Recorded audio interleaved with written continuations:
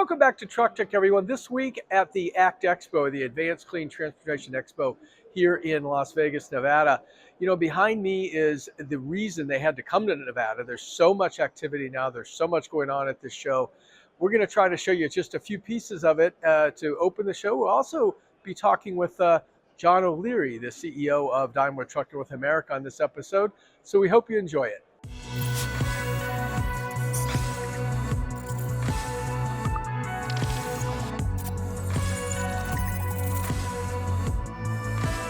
You know, it's an electrification show. There's a little bit of a slowdown on the electrification side, but what's really starting to catch on is compressed natural gas. The Peterbilt Model 579, as well as the Kenworth T680, are both going to be making in the third quarter this year the compressed natural gas version, also renewable natural gas versions of these flagship trucks. This is a big deal for both of them because they've got customers that are interested and are lined up. This is where Cummins, where we'll be visiting, is also focused now with the first application of their Helms project, which is basically fuel agnostic. You know, 2 years ago, Navistar brought an international mock-up of an electric truck, a Class 8 electric truck, and kind of hit it in broad daylight back in Long Beach at the ACT Expo. Now, this year here in Las Vegas, we have the real deal. Now, they have not announced a production plan for this yet. And Matthias Karlbaum, the CEO, has mentioned in the past, they'll be ready with an electric truck when the industry's ready to buy them or to lease them or whatever. So here we go. This is the RH Electric, debuted here at the stand. They're not hiding it at all, but they're also not talking a ton about it. One of the surprises at the ACT Expo actually comes from Honda Motor Company. They're not a Class 8 truck maker, but you know what? They've got access to fuel cells, so they got themselves a Peterbilt Model 579. They refit it with the joint venture fuel cells that they make in Brownstown, Michigan with General Motors. They took 3 of the systems, they put them together, and they actually have a concept of a fuel cell truck. It's going to be interesting to see what really comes of this, but it's one of 8 or 9 Class 8 fuel cell trucks that are on the floor at the ACT Expo. And what's really interesting is last year we talked about it being sort of a breakout year for hydrogen. Guess what? Now you're seeing it in product form, not many of them in production at this point, but you are seeing some ambition out there, especially on the part of the Asian automakers, to get in on the hydrogen economy that might well be part of the long haul business for trucking. Back when we started this about a year and a half ago, we had our first guest ever was John O'Leary, the CEO of Daimler Truck North America. And I'm really, really happy, John, to have you back. It's been a little while, but we've seen each other, of course. But we haven't really sat down and done something like this in a bit. So thanks for spending some time with us. Thanks for having me. It's great to be here and really looking forward to the conversation. Yeah, well, you know, and there's a number of things to talk about, obviously. You know, I think that as you get started, you know, it's interesting because we wrote this right before the ACT Expo, and we said, you know, some of this momentum, if you will, around battery electric trucks has begun to fade. It's starting to be some pushback, honestly, against how fast it's supposed to go. Your own comment, I think a year or so ago, when we had some time together, you said, you know, we probably overbuilt them for 2022 or something like that. And we've heard Rakesh and others from your team, and we've heard others from around the business, including Martin Dahm at Daimler Truck, say that, you know what, if we don't get the infrastructure, we don't get this, and we don't get this, we can't do it. You still have a can-do attitude about electric trucks, obviously, but can you give me an assessment of kind of where things are? Yeah, I mean, for sure, we've got the capacity in place to build more if we need to. The nice thing is that capacity can also be used for diesel trucks. So, you know, and again, for us, that's 99% of the trucks we build. So we don't ever take our eye off that particular ball because that's the one that pays all the bills. But yeah, I would say the adoption has been, you know, fairly, I'd say, leveled off maybe in 24 so far compared to 23. So the school bus side, which is, you know, a big part of our business too, they continue to grow. It's a great application for battery electric. And so I think by the end of this year, probably 10% of the conventional school buses will be battery electric. But on the truck side, for sure, it's kind of leveled off. And, you know, there's a lot of reasons for that. Infrastructure is a challenge. You know, we're still at volumes where the supply base hasn't really industrialized to the point where prices are starting to come down for parts to go into the vehicles, so prices are still higher than anybody would like, and we get that. So it's a learning experience, just like going to college was pretty expensive to learn. Right now this is kind of what the industry is doing. It's expensive to learn. I think a quarter these days costs what my 4 years cost me 40 years ago. But I get your point. Tell you about the $229 a quarter I paid at University of Washington, but yeah, it's very much a learning experience that people are going through, and some people, are more willing to pay to learn, and I think ultimately there's benefits to that.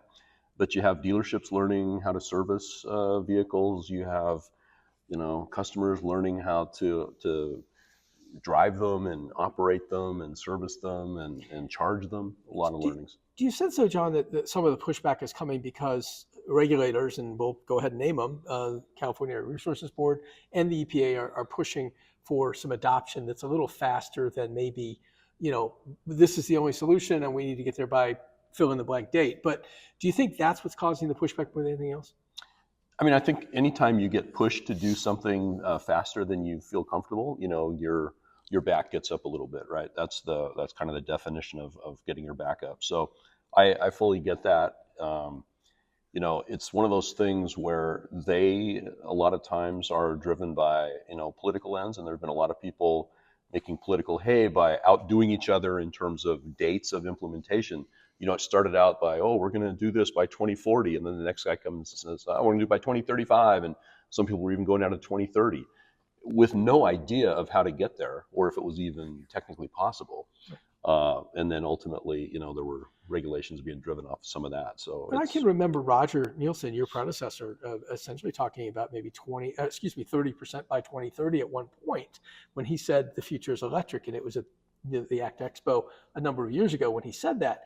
But I'm wondering now whether we'll get there. I mean, you guys are doing a number of things that are very interesting. Obviously, you've got the work with Torque and showing the day cab version of an eCascadia, with an autonomous to it. You're doing a number of things, I think, around decarbonization, other ways to get there. I mean, you seem to be committed across the board, but like you said, diesel pays the bills.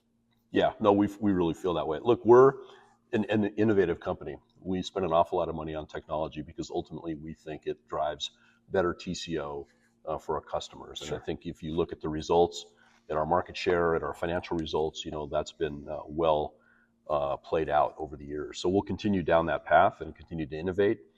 And ultimately, that's what this is all about. All those products. What are the fleets that you are so close to? I mean, you've got obviously the market share lead in this market, and congratulations on being kind of a stellar performer within the truck group, really, within Daimler Truck for last year. What are the fleets telling you in terms of electric? I'll be there when I get there, or what are they telling you now? I think there's a wide variety of opinions on that.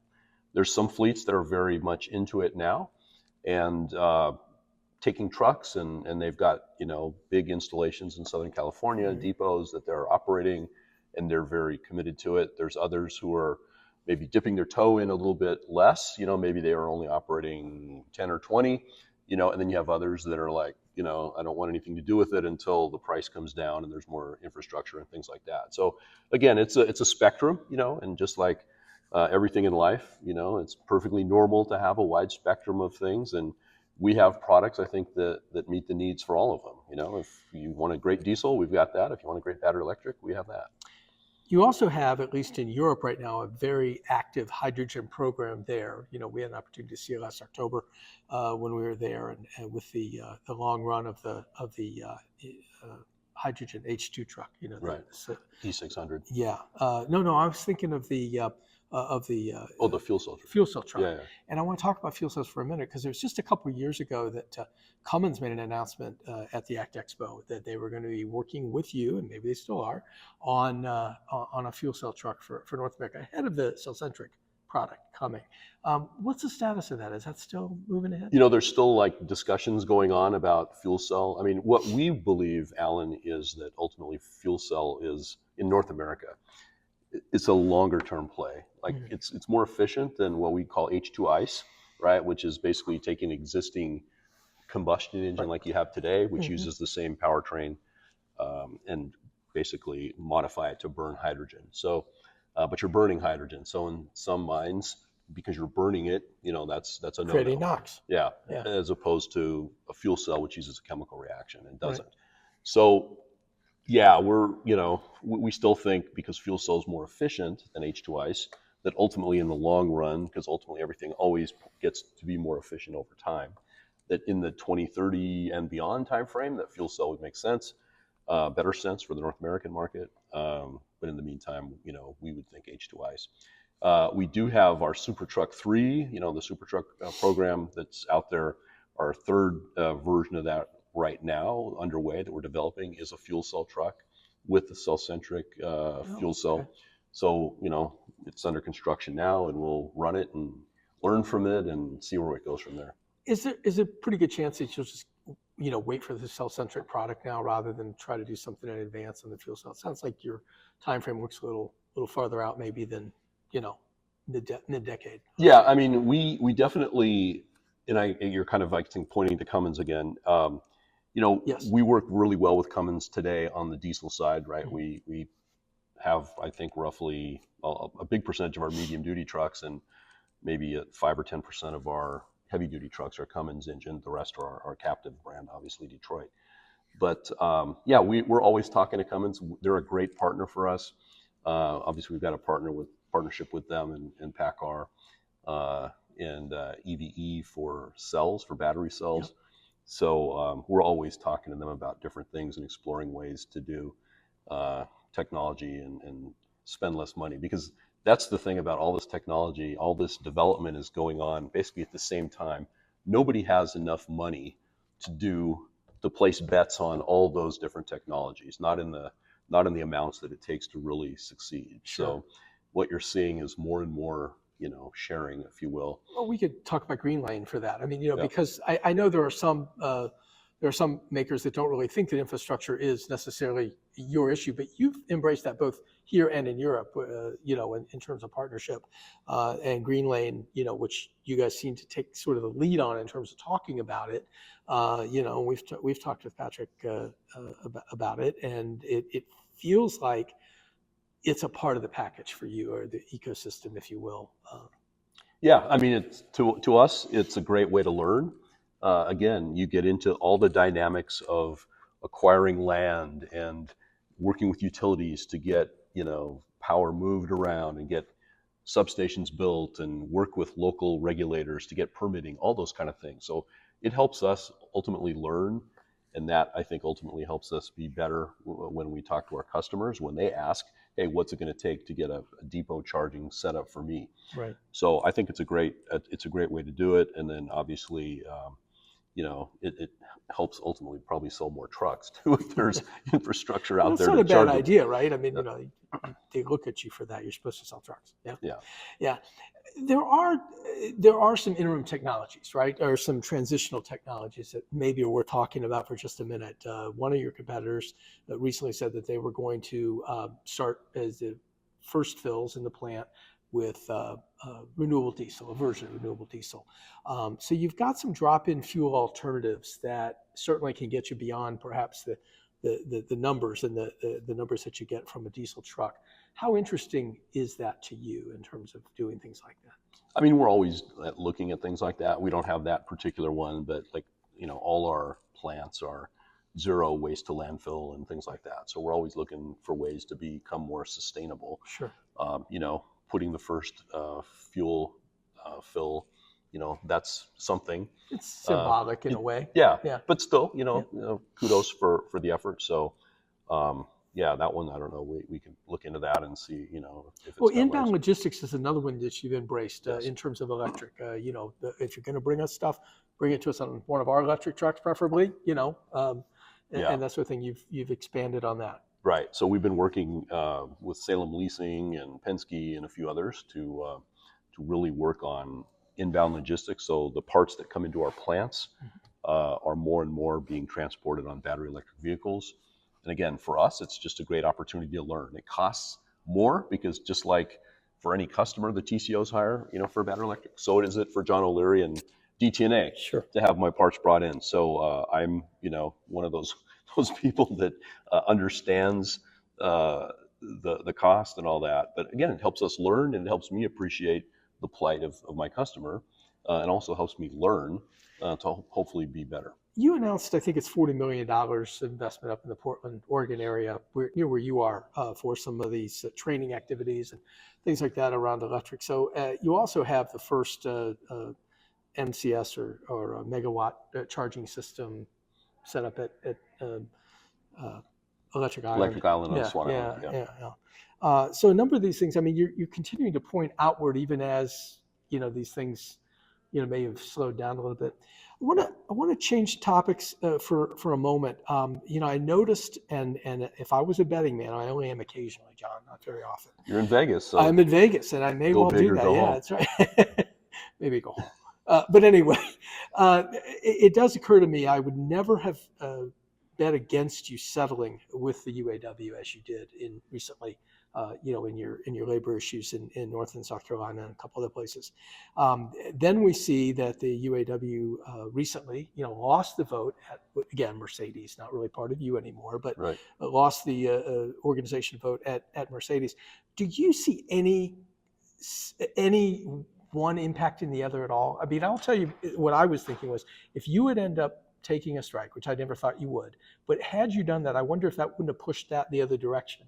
And yet, you quietly took care of business, and got your settlement. You knew it was going to be expensive, and it was, I'm sure. Yeah. But it also kind of took you out of the mix, and there was nothing to talk about. There was nothing to be agitated about after that. Yes. That was by design. I mean, we try to be smart, and look, we knew from the history leading up to our negotiation, from the big three and Allison Transmission and Mack. Yeah. Yeah, I mean, we knew what we were facing in terms of ultimately what that contract was going to look like. We told ourselves, obviously you don't want to pay more than what your competitors are, but we knew we were going to be in that ballpark. And so we got to be in that ballpark. There was a lot of, craziness leading up to it, a lot of combative statements and theater, things like that. I think they call it. It was theater, yeah. I think very much so. And a lot of it was, I think, designed, for some of these other big automotive things that were coming after us, to kind of set the tone for that. But, okay, fine, whatever. We took a very intelligent approach, though, I think, and really tried to just meet with them and put our best foot forward and ultimately get through it. And I think they realized that we were serious in our negotiations, and ultimately we avoided a strike. Nobody wanted a strike. Our employees didn't want to strike. We feel good about the fact that our employees are, well compensated and get to share in the profit of the company, which is highly successful. And then ultimately, most importantly, our customers didn't have to go through an interruption. Exactly. Yeah, you didn't lose production that you might or might not be able to get back. And as a market leader, that matters a great deal. Totally does. And totally does. I had a friend, I covered a lot of labor over the years in my past careers with the UAW, actually. And I had a friend who passed during COVID who used to call it, he was a labor negotiator, he used to call it a bag of money. He said, sometimes it takes a really big bag of money to get this done. And I guess that maybe happened here. Well, I mean, it wasn't any bigger than anybody else. Right. That was the good thing. It was just, when you look at the inflation that's been occurring over the last 3 to 4 years, I mean, everybody's getting paid more, everything's costing more, and it was a catch up. So that's okay. Yeah. Okay. Well, John, I so appreciate the time. Great to see you again and to sit with you. And now we've done 2 of these. I'm thrilled. I look forward to number 3. I totally do as well. Thanks, Alan. John. Yeah, really enjoyed it. We love it when we get to talk to the people who are leaders in the industry. And obviously this was a great opportunity to catch up with John O'Leary. John answered the questions candidly, which we always appreciate. We also appreciate getting our second shot after about 1.5 years of doing podcasts with John. We hope you enjoy it. Thanks very much for watching.